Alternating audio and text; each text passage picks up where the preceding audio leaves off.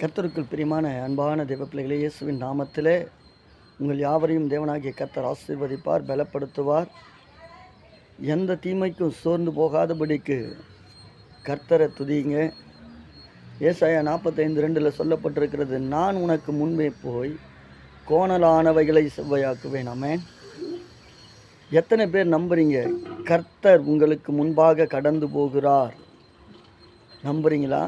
தேவன் வானத்தையும் பூமியையும் படைத்த அந்த தேவன் உங்களுக்கு முன்பாக கடந்து போகிறார். எப்படி இஸ்ரவேல் ஜனங்களுக்கு முன்பாக கடந்து போய் கடலை இரண்டாய் பிளந்து ஆசீர்வாதமான ஒரு பாதையை காட்டி தன் ஜனங்களை அழைத்து கொண்டு போனாரோ, அதே போல தேவ பிள்ளைகளே, இந்த நாளிலும் கூட கடலை போல பெரும் பிரச்சனை உங்களை சூழ்ந்து நிற்கலாம். ஆனால் கர்த்தர் இல்லாத இடத்திலிருந்து ஒரு பாதையை உண்டாக்கினது உண்மை என்று சொன்னால், நிச்சயமாக சொல்கிற, உங்கள் பாதையை செவ்வையாக்க நீங்கள் நம்பி இருக்கிற இயேசு ராஜாவாலே முடியும்.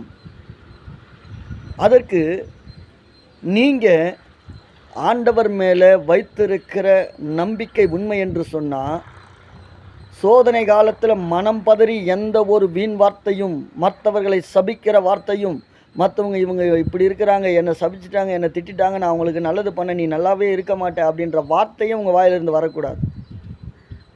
நீங்கள் நல்லது பண்ணியிருக்கலாம், ஆனால் வேதம் சொல்லுகிறது, நன்மையை செய்து தீமையை அனுபவி. இதுதான் கர்த்தருக்கு பிரியமானது. தேவ பிள்ளைகளை, நன்மையை செஞ்சிட்டிங்களா, அதை சொல்லி காட்டாதீங்க, விட்டுடுங்க. தேவன் உங்கள் கோணலான பாதையை அவர் செவ்வையாக்குகிற போது உங்கள் பின்னாக திரளான ஒரு கூட்டத்தை கர்த்தர் கடந்து வர பண்ணுவார். அது உங்களால் உண்டானது அல்ல, கர்த்தருடைய சுத்த கிருபை என்று சொல்லி தேவனுடைய நாமத்தை உயர்த்துகிற அளவுக்கு உங்கள் கூடாரம் ஆசீர்வதிக்கப்பட்டிருக்கும். தேவ பிள்ளையே, கர்த்தர் உன்னோடு கூட இருக்கிறார். சோர்ந்து போகாதே மனமே, கர்த்தர் புதிய காரியத்தை செய்ய போகிறார். ஆமென். சமாதானமாக இருங்க, சந்தோஷமாக இருங்க. கோணலான பாதைகளை கர்த்தர் செவ்வையாக்குவதற்காக உங்களுக்கு முன்பாக கடந்து போகிறார்.